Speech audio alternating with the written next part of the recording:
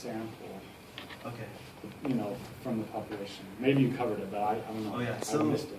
the population actually is interesting. You know, I try to figure out the population of Idaho, current population, and I guess that number is classified, kind of. You have to email someone, and they'll give you the answer if you have a good enough excuse why you need it. And so in this is that. So after I figured out the population, it's back there, 72,000. Then I figured out I needed 375 at least surveys or observations. In order to do it, I had 25 per building, and I went to the building.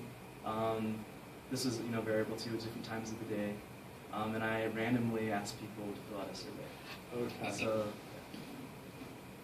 And why did you feel like you needed 375? For the let's see.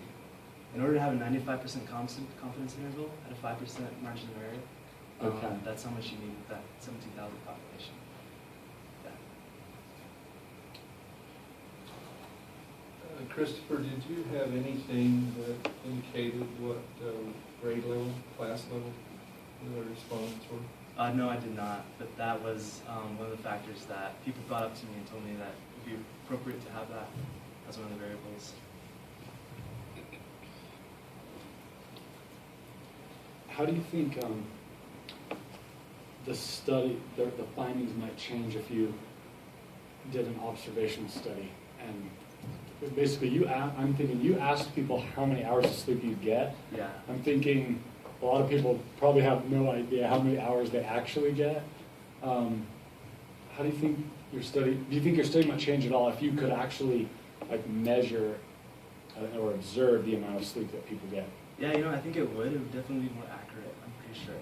One person said they got 1 hour of average of sleep per night. Maybe they do, but that's kind of, I think, ridiculous. If I did have an actual observational study, I think the data would be much better.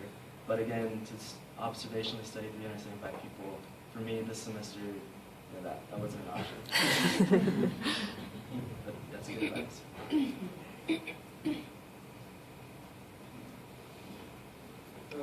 Is there any discussion about those people that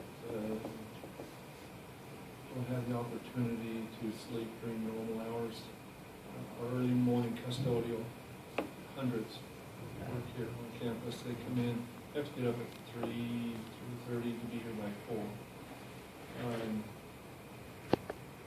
Was that ever part of your study, or were there any comments? Did they have trouble getting enough sleep?